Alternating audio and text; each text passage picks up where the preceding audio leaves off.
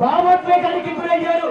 నేను ఒక్కటే చెప్తున్నాను, కరేడు గ్రామానికి న్యాయం చేసి వీళ్ళకి శాశ్వత పరిష్కారం తీయనట్టయితే ఈ రోజు గ్రామస్తుల పడుతున్న కాలుస్తున్న ప్రతి కన్నీటి పొట్టికి మీరు సమాధానం చెప్పాల్సి వస్తుందని చెప్పి ఈ సందర్భంగా తెలియజేస్తున్నాను.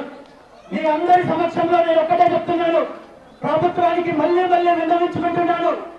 మీరు ఏదైతే కంపెనీకి ప్రపోజల్ ఇచ్చారో ఈ కంపెనీ నిజంగా పరిశ్రమ స్థాపించాలంటే బంజరు భూములు ఉన్నాయి, ఇప్పటికే ప్రభుత్వం సేకరించిన లక్షలాది ఎకరాలున్నాయి, అక్కడికి తీసుకెళ్ళండి. కానీ గ్రామస్తులను రైతులను ఇబ్బంది పెట్టద్దు. ఈ గ్రామానికి సంబంధించిన ఏ ఒక్క రైతు ఒక సెంటు భూమి కూడా ఇవ్వడానికి సిద్ధంగా లేరు. ఈ విషయాన్ని మీతో చర్చించడానికి గ్రామస్తులు సిద్ధంగా ఉన్నారు.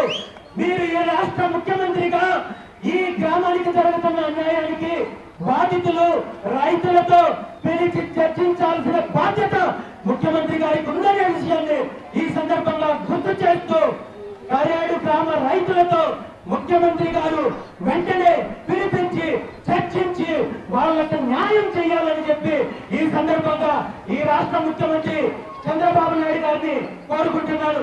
నిజంగా మీరు ఆలోచించి పెద్ద మనసు చేసుకొని ఈ గ్రామ రైతులకు మేలు చేసి ఈ ప్రాజెక్ట్ ని మరో ప్రాంతానికి తరలించినట్టయితే రాజకీయాలకు అతీతంగా ఈ రోజు మీ అందరి తరపున నేను ఒక్కటే మాటిస్తున్నాను. ముఖ్యమంత్రి గారు, మీరు 40 సంవత్సరాలు రాజకీయాల్లో ఉన్నారు, ప్రజా జీవితంలో ఉన్నారు, పరిపాలన చేశారు.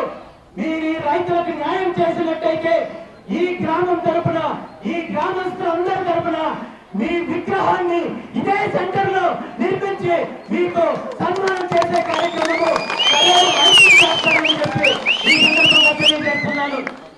అలా కాదని అధికారం ఉంది కదా అని చెప్పి దౌర్జన్యంగా భూములు లాక్కోవాలి, రైతులను బెదిరించాలి, పోలీసులను అడ్డం పెట్టుకుని తప్పుడు కేసులు పెట్టాలని ప్రయత్నం చేస్తే ఎంత దూరమైనా వెళ్ళడానికి నేను సిద్ధంగా ఉన్నాననే విషయాన్ని